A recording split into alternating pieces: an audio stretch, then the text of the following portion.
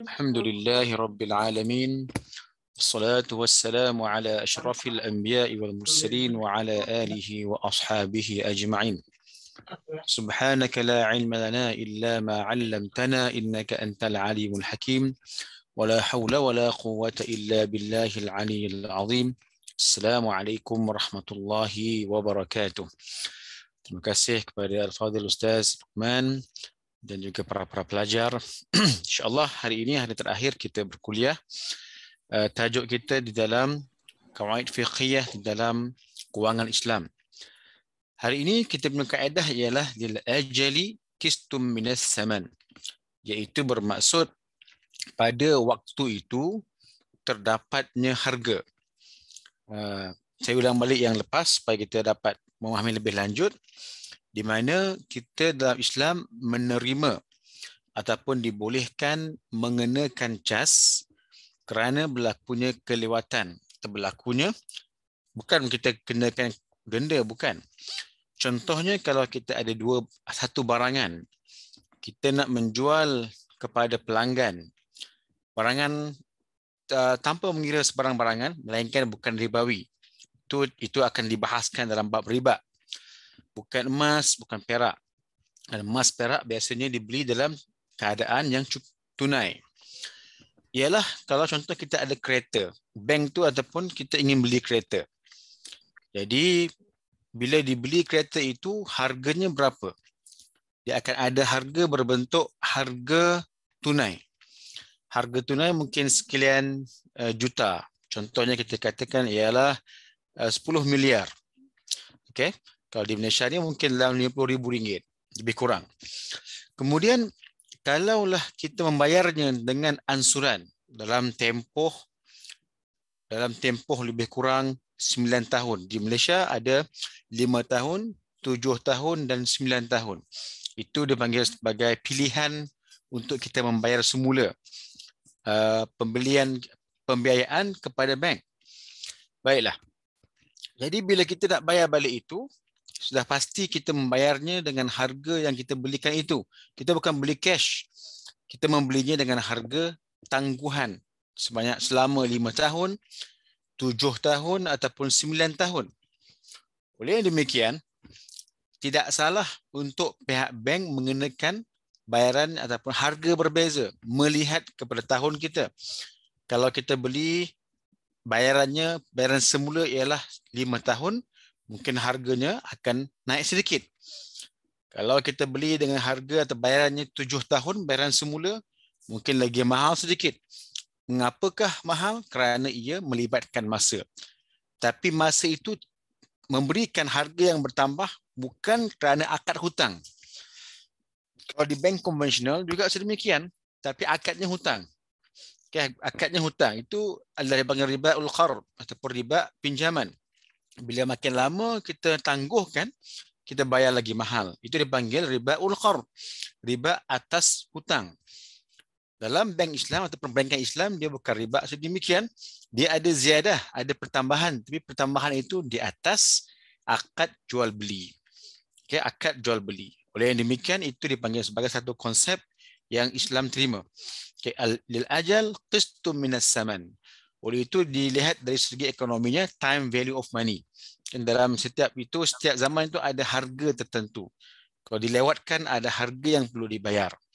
Okey, baik. Seterusnya, ada kaedah yang kedua, dipanggil sebagai kaedah al-ibratu fil uqud lil maqasid wal ma'ani la lil alfazi wal mabani. Perkara yang diambil kira dalam akad itu ialah maksud dan maknanya, dan bukanlah semata-mata lafaz dan binaan. Bukanlah semata-mata lafaz dan binaan. Yang kita ambil kira ialah makna. Bagaimana contohnya? Contoh yang paling mudah, kalau saya kata saya memberikan tuan hadiah dengan harga RM10. Patutnya hadiah tidak ada harga. Hadiah ni adalah hibah, pemberian terus. Tapi saya kata saya memberikan hibah ataupun hadiah dengan harga RM10. Itu adalah bai'. Itu adalah merupakan jual beli. Walaupun kalimahnya hadiah. Kerana yang dilihat itu ialah bentuk, bukanlah istilah ataupun definisi ataupun terma yang digunakan. Baiklah, contohnya apa? Bagaimana? Kita lihat dalam perbankan Islam, dia ada al-qard, dia ada wadiah di dalam akaun simpanan dan semasa. Ada qard, ada wadiah. Kita boleh baca di sini, saya ada bekalkan di sini. Dia kata is a trust-based contract in which the custodian is not liable to indemnify the deposit. If the custodian utilize a non-fungible deposit, the wadiah is altered to guaranteed courteous loan. Macam ni. Kalau dahulunya di dalam akaun-akaun simpanan di bank-bank Islam dipanggil sebagai wadiah. Wadiah ni custody. Kita bank ni menjaga duit pelanggan. Okay, menjaga duit pelanggan, custody. Okay, itu dia panggil akad tu akad wadiah. Bila kita bagi pelanggan pergi kepada bank, kita meletakkan duit kita di dalam bank, maka itu merupakan custody. Bank akan jaga, bank akan jamin. Tapi bila bank gunakan duit itu, sepastinya bank gunakan. Mustahil bank tak guna. Sebab apa? Bank memang dia punya bisnes dia akan meminta ataupun raise fund, mengambil dana daripada public, daripada orang awam. Dan bila orang awam buka akaun semasa ataupun akaun, saving account ataupun current account, duit itu pasti akan digunakan. Oleh itu kalau kita lihat bank-bank ini, dia suka kalau customer tu membuka akaun yang berjangka, fix, dia panggil term account. Maknanya setahun tidak dikeluarkan, 2 tahun tidak diisi, tidak diusik, tak diambil semula. Kenapa? Itu memudahkan bank untuk merangka dia punya long term liabilities, short term liabilities, ataupun jangka panjang, liability jangka panjang dan jangka pendek. Mudah bagi bank. Kalau kita masukkan duit RM5,000, tapi esok lusa kita keluarkan semula. Jadi bank sukar untuk mengambil ataupun nak rolling. Okay, itu dia nak balancekan dia punya liquidity management. Dia nak menguruskan dia punya liquidity ataupun kecairan itu agak sukar. Okey, baik. Sekarang ini kita letakkan duit kita dalam bank. Apa akad dia? Wadiah. Dahulunya wadiah. Saya tak pasti di Indonesia bagaimana. Kami di Malaysia, kami telah convert daripada kesemua akaun wadiah perlu ditukar kepada akaun qard. Qardu itu ialah pinjaman. Tak tahulah Indonesia bagaimana. Kami Malaysia semua dah pun ditukar. Bank negara membuat keputusan tidak ada lagi akaun wadiah, amat sedikit, tapi saving accounts dengan current account kesemuanya menjadi akad qardun, pinjaman, iaitu pelanggan memberi pinjam kepada bank. Okay, pelanggan memberi pinjam kepada bank. Dahulunya bila menggunakan terma akad wadiah itu, bila duit itu dimasukkan ataupun duit pelanggan dimasukkan ke dalam bank ataupun ke dalam saving ataupun current account, bila bank gunakan, dia akan bertukar menjadi wadiah yadhamanah. Dia akan menjadi walaupun mana wadiah tapi yadhamanah. Bank kena jamin. Bank kena jamin. Kalau berlaku kerugian, kerosakan, bank wajib menjamin. Jadi di situ kita lihat, walaupun pada bentuk asalnya adalah qardun, wadiah, custody, menjaga barang, tapi bila penjaga itu ataupun bank itu menggunakan wang itu, ia akan bertukar menjadi wadiah yadhamanah, iaitu penjagaan wang tetapi perlu dijamin oleh bank. Mengapa dijamin? Kerana bank menggunakan wang itu. Oleh demikian kita boleh faham walaupun akadnya wadiah tapi dia ada dalam kurungan yadhamanah. Bank kena jamin. Mengapakah kena jamin? Bank menggunakannya. Okey, jadi walaupun nama dia adalah wadiah tapi ada kurungannya yadhamanah. Sebab apa? Sebab bank pakai. Jadi itu diambil kira. Diambil kira yang itu. Kerana itulah yang berlaku. Baiklah, yang nombor 2 dia panggil cas pengurusan di dalam produk perbankan. Cas pengurusan di dalam produk perbankan. Okey, kaedah kita ini bermaksud yang kita ambil kira itu ialah dia punya maksud, bukan dia punya nama. Oleh yang demikian, bila kita pergi kepada bank menyediakan beberapa kemudahan kepada kita. Bank beri kita pembiayaan dan sebagainya. Dan bank charge ataupun bank mengenakan charge. Dipanggil charge tu charge pengurusan. Okay, charge tu adalah charge pengurusan. Bila charge tu pengurusan, kita bayar, contohnya dia membeli kereta dan bank dengan akad al-ijarah thumma al-bai', sewaan dan juga jualan, ataupun akad murabahah, markup sale price, markup price, okay. Maka bila berlaku sedemikian, bank akan masukkan di dalam dia punya keuntungan dia panggil charge administrative charge ataupun charge pengurusan.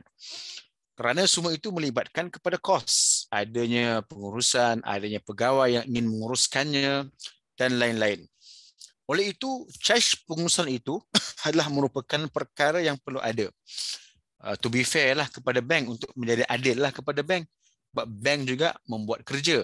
Kan bank juga melakukan kerja. Oleh yang demikian memang dia kena apa? Dia kena memberi duit.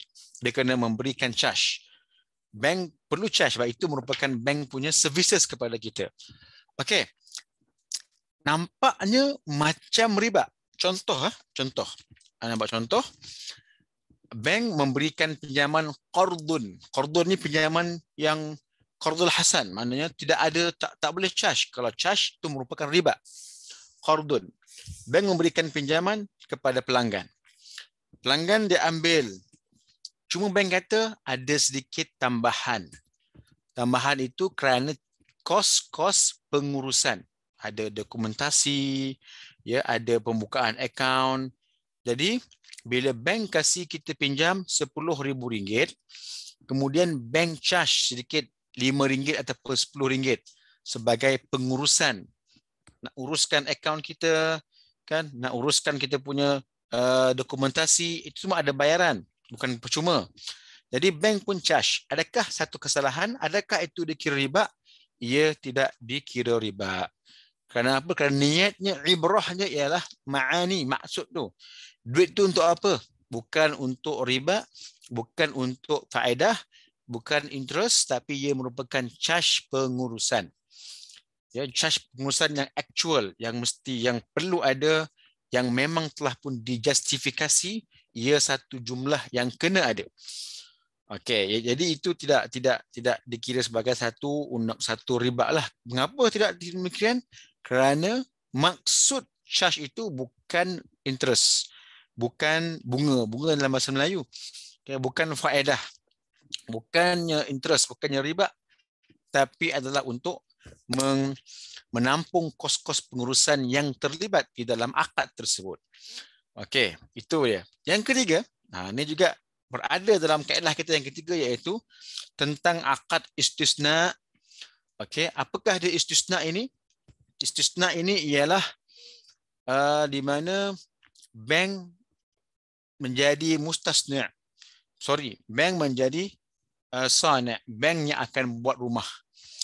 Bank yang akan, maknanya orang tu nanti dia akan tunjukkan apakah bentuk rumah yang diinginkan. Kemudian dia akan pergi bank yang akan buatkan, dan bank akan jual balik dengan harga yang agak mahal. Ataupun bank tak jual mahal lah, maknanya bank dah pun menteri harga, bank buat rumah.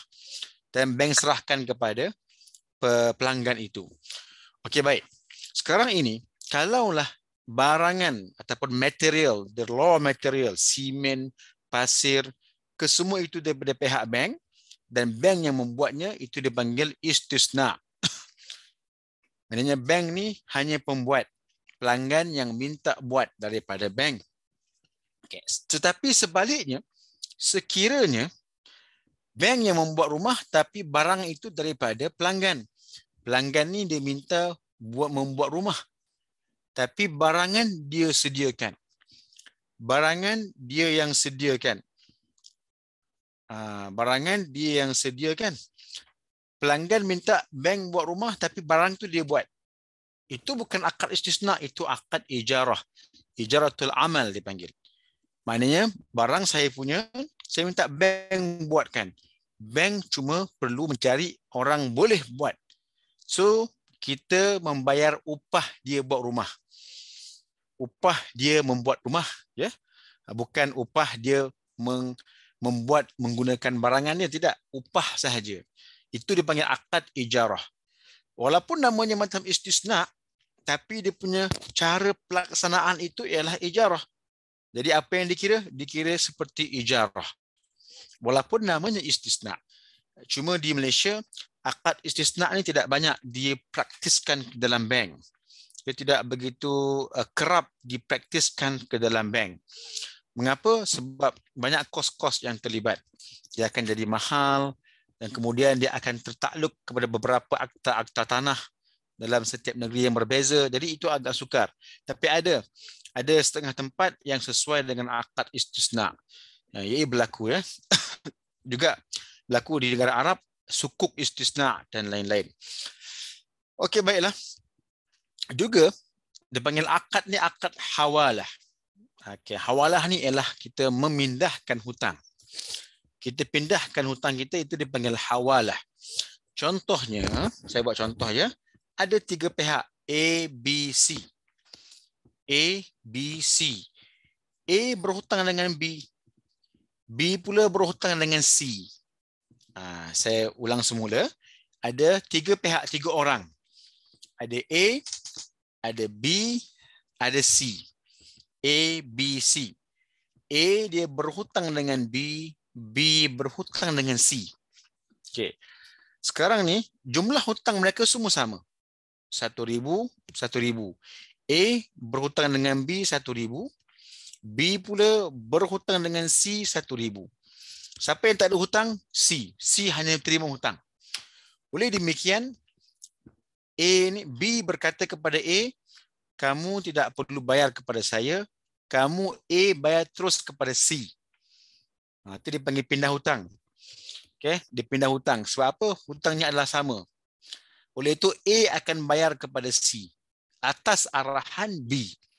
Sebab B kata kalau buat bayar saya pun saya akan bayar kepada C.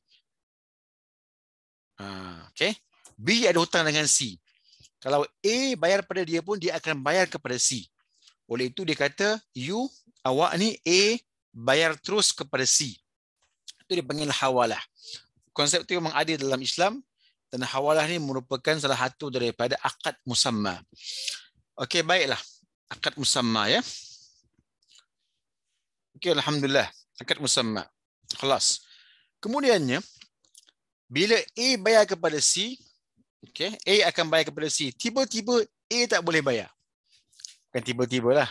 Bagaimanapun A tidak mampu untuk membayar kepada C. Kerana B kata you kena bayar kepada C. Dia panggil hawalah. Tapi A tak mampu. Apa akan berlaku? C akan menuntut semula kepada B. C akan tuntut balik kepada B. Okey, saya buat contoh ya. A, B, C takut tak jelas. Saya buat contoh. Di sini saya akan lukiskan supaya kita nampak jelas. Tak apalah, kita detail sikit kan. Sikit lagi, tak apa. Kita lagi lebih kurang 10 minit. Kita akan detailkan sedikit supaya nampak lebih jelas. Okay, saya share saya punya skrin ni. Okey, baik. Kita ada 3 pihak. Ini 3 pihak. A, B, C.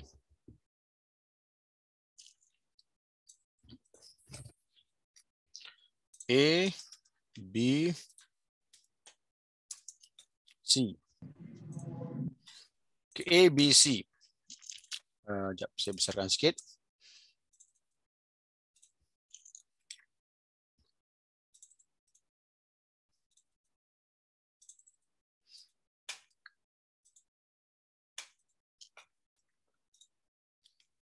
Okey, A hutang kepada B. B pula hutang kepada C. Semuanya berhutang. A hutang B, B hutang C. C tidak ada hutang. Jumlahnya sama. A hutang B 1 juta rupiah. B hutang C 1 juta rupiah. Apa yang berlaku? B kata tak perlu A, you bayar terus kepada C. Nanti A akan bayar terus kepada C. Sekejap, sebentar ya, saya nak. Okey, A bayar terus kepada C. B tak perlu bayar lah. B tak payah. B dah langkaukan, tu dia panggil hawalah. Dia melangkaukan. Iaitu A akan bayar langsung kepada C. Itu undang-undang dia. Itu hawalah dia panggil. Okey, tiba-tiba walau bagaimanapun A ni tidak mampu. A tidak mampu bayar kepada C. Dia tak ada duit. So apa akan berlaku? C akan menuntut balik kepada B. C ni akan pergi kepada B. Kenapa? Sebab asalnya B yang punya hutang. B yang berhutang dengan C. Okey, B hutang dengan C. Jadi B ni walau bagaimanapun dia tetap dhaman menjamin bayar hutang. Akadnya hawalah tapi ada bentuk dhaman. Dhaman ni jaminan. Akadnya hawalah tetapi ada bentuk dhaman. Jadi yang kita nak kira undang-undang hawalah ke ataupun undang-undang dhaman. Boleh pakai mana-mana tapi kita pakai undang-undang dhaman. Kenapa pula dhaman walaupun namanya hawalah? Kerana bentuknya adalah bentuk dhaman. Dhaman tu apa? Jaminan. Okey, jaminan. Okey, dhaman tu adalah jaminan. Kita urus lagi, sikit lagi. Okey. Kaedah seterusnya dipanggil al-yaqin la yazulu bisyak, keyakinan tidak dihilangkan dengan keraguan yang mendatang.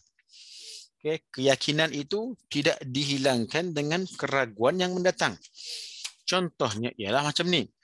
Pelanggan, okey, contoh di bawah tu tengok ya. Pelanggan mendakwa dia telah membayar ansuran bulanan tetapi tiada bukti yang menyokongnya. Pelanggan ini dia ada ambil produk dengan bank. Dia beli kereta sebagai contoh. Dia beli kereta. Dan dia kena bayar bulan-bulan kepada bank. Setiap bulan dia kena bayar kepada bank. Ya, tengoklah harga kereta tu. Okay, kalau harga yang kereta lagi mahal lah dia kena bayar. Okay, jadi bila dia nak bayar hutang kepada bank tersebut, dia bayar hutang, bayar. Satu bulan itu dia kata dia sudah bayar tapi tidak ada bukti. Dia kata saya dah bank in tapi tidak ada bukti. Dia sudah bank in tapi tidak ada bukti. Jadi apakah dia punya status? Adakah dia kira dia telah pun dibayar ataupun tidak? Hukum dia mengatakan al-yaqin la yadulu bisyak, iaitu keyakinan tidak akan dihilangkan dengan keraguan. Yakni dia yang membayar itu kena buktikan. Jika tidak ada bukti, dia dianggap belum lagi membayar hutang tersebut. Dia dianggap belum lagi membayar hutang tersebut. Kenapa pula al-yaqin la yadulu bisyak? Kerana hutang itu yakin. Syak itu ialah bayar. Sebab apa? Tak ada bukti. Tapi kalau ada bukti, khalas, sudah yang selesai masalah. Kan? Dah bukti ia terbayar. Sekarang ini tidak ada bukti. Apa kaedah yang akan diambil? Al-yaqin la yazulu bisyak. Yakin itu, apa yakin itu? Berhutang. Dia tidak akan dihilangkan dengan syak. Syak apa syak? Saya sudah bayar. Tapi yang bayar itu tak ada bukti. Bila tidak ada bukti, dia tak boleh menghilangkan yang yakin. Dia akan jadi syak sahaja. Dia kena ingat balik. Dia bayar bila? Cari balik semula. Barulah dikira sebagai dia telah pun membayar. Okay, ini merupakan kaedah yang terbina di atas al-yaqin la yadulu bisyak. Ini dipakai di bank-bank. Bank kata kalau tak ada terima, maknanya you belum bayar lagi pembiayaan tersebut. Okay, tunggu lagi ya. Sikit lagi. Sebelum kita habis. Okay, kaedah seterusnya. Kaedah ni last. Dia panggil al-ibrata la ibrata bil zannil bayyin khata'uh. Tidak akan dikira pandangan yang terbina di atas sangkaan yang jelas salah tidak akan diambil kira. Pandangan yang terbina di atas jangkaan yang jelas salah tidak akan diambil kira. Contoh dalam bab solat, tadi kita solat, kita menghadap kiblat sebelah sini. Kita tidak sempat pun mencari kiblat, kita main semayang je.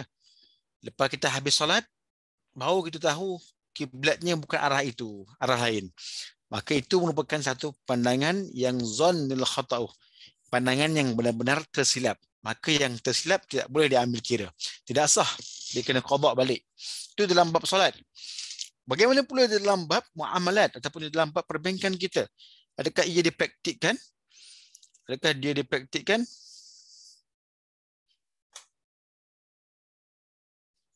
Okey, sebentar ya. Adakah dia dipraktikkan? Ada. Contoh macam ni. Kita tengok mengenakan charge kerana alasan kos dana dan kos lepas adalah tidak wajar memandangkan ia bukanlah berdasarkan fakta yang nyata. Okey, contoh bila customer itu dia gagal bayar, dipanggil kemungkiran. Okey, kemungkiran. Bila dia gagal bayar, dipanggil kemungkiran, maka dia pun tak boleh bayar, tak mampu untuk bayar. Jadi, apa yang berlaku? Bank tidak boleh charge kepada dia sebarang interest yang dia buat kerana kononnya ada berlakunya kos lepas, ada berlakunya kos dana yang tidak tercapai. Jadi bila ada kemungkiran dalam bank, kemungkinan default, customer tak bayar bank tak boleh charge. Kenapa pula? Kerana asas untuk charge itu tidak kukuh. Sekadar kita katakan opportunity cost, kos lepas, ataupun kita katakan dia kos-kos yang lain. Maka itu tidak boleh dikenakan kepada pelanggan.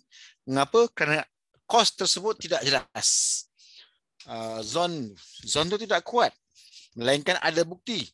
Itu dipanggil actual cost. Actual cost. Cost yang sebenar.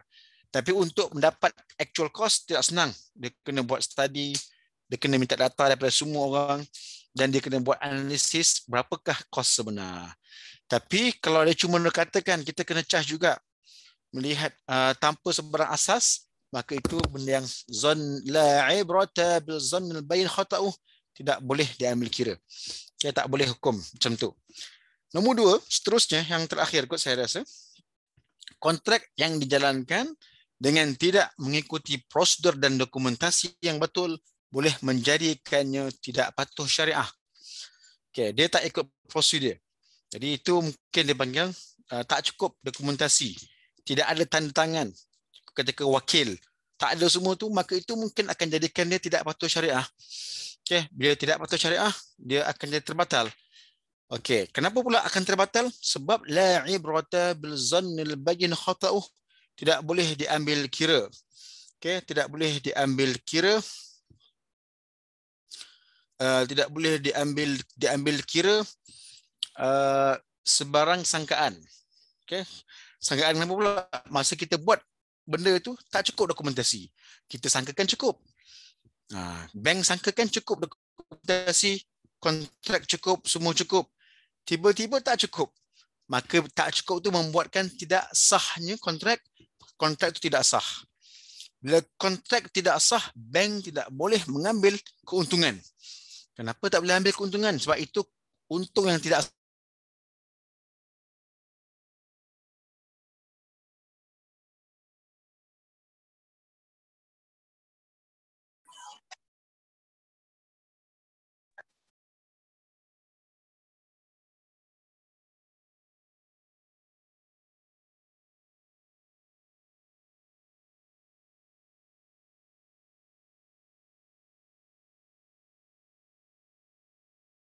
Tengok tak cukup.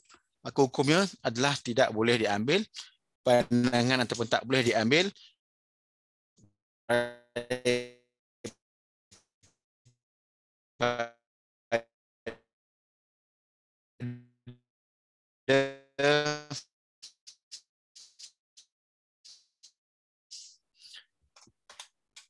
maaf ya. Okey, itu tak boleh sewenang-wenangnya charge. Okay, bank tak boleh sewenang-wenangnya charge.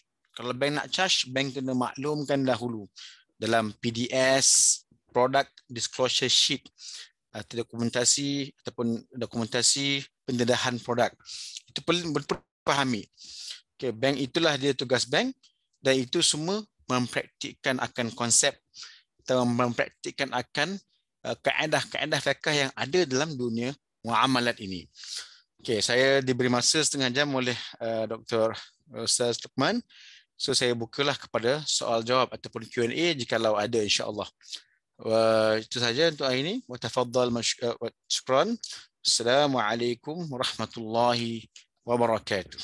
Kembali semula, Ustaz. Waalaikumsalam warahmatullahi wabarakatuh. warahmatullahi wabarakatuh. Silakan kalau ada yang mau bertanya. tentang materi hari ini? Atau di pertemuan-pertemuan sebelumnya yang sudah nonton rekamannya, ada yang mau ditanyakan, silakan.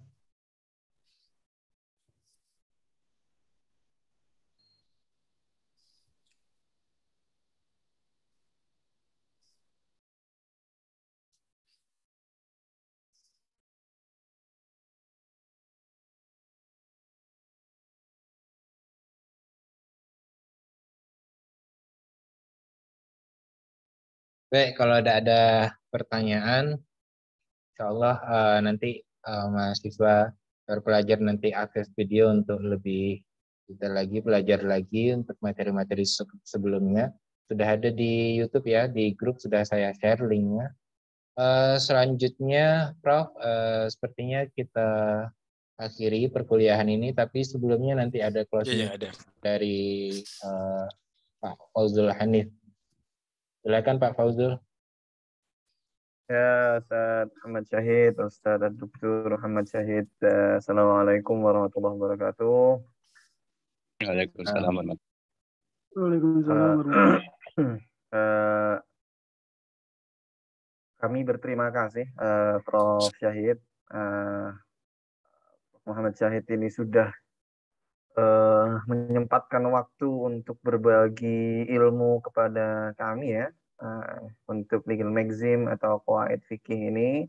Alhamdulillah sudah berjalan 5 kali bagaimana dicadangkan, diagendakan, dan alhamdulillah sebetulnya feedback dari mahasiswa di luar kelas, di luar majelis kelas ini juga bagus, kami yakin. Nah, maka dari itu kami dari Prodi sangat terima kasih Prof. Syahid.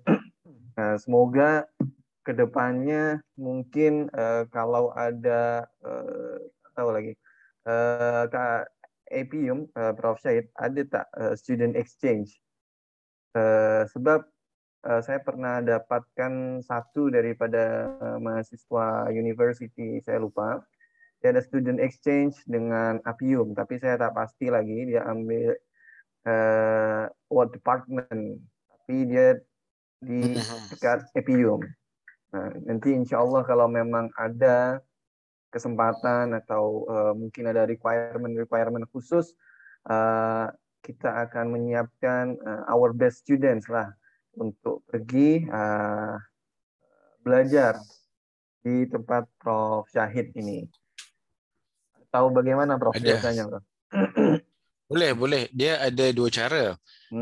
Pertama sekali, jikalau ada tawaran daripada Universiti Malaya, dia akan buka setiap tahun. Boleh dimohon. Kemudiannya atau membuat short term inbound. Boleh. Kami akan buat, nanti akan datang bulan 9 nanti daripada UNE Erlangga. Oh iya kah? What department specifically, Prof, yang dari daripada Erlangga? Business Administration. Bukan department, dia faculty. To your department? Yeah, to my department, yes. How many students? Lebih kurang 15, lebih kurang 15. Jadi program tu short term program atau full semester? Short term saja. Dia lebih kurang satu minggu. Satu minggu lebih kurang. Ya. Ya, baik. Boleh. Sebab ni dialur-alurkan. Mahasiswa tak puas lagi, Prof, mendengar lecture antum ni, tapi tak puas sebab online kan, itu sedikit berbeza. Kalau mereka berjumpa terus dengan Prof. Syahid, pasti mereka akan mendapatkan lebih. Belum lagi duduk di boleh. Itulah. Sebab ni mereka sangat excited, dan we know that UM ni one of the best university so far yang kita kena benchmark lah. Maka dari itu kita ingin belajar lebih banyak pada Apium, dan departemennya daripada Prof. Syahid ini, insya Allah nanti. Insya Allah. Nah itulah insya Allah, Prof. Memang sudah kami cadangkan, tapi kami tengah membuat itulah nanti bertanya lagi dengan Prof. Syahid bagaimana mekanisme ada opportunity, kalau ada opportunity requirement-nya macam mana, nanti kita berdiskusi lebih jauh lah insya Allah ya Prof. Syahid.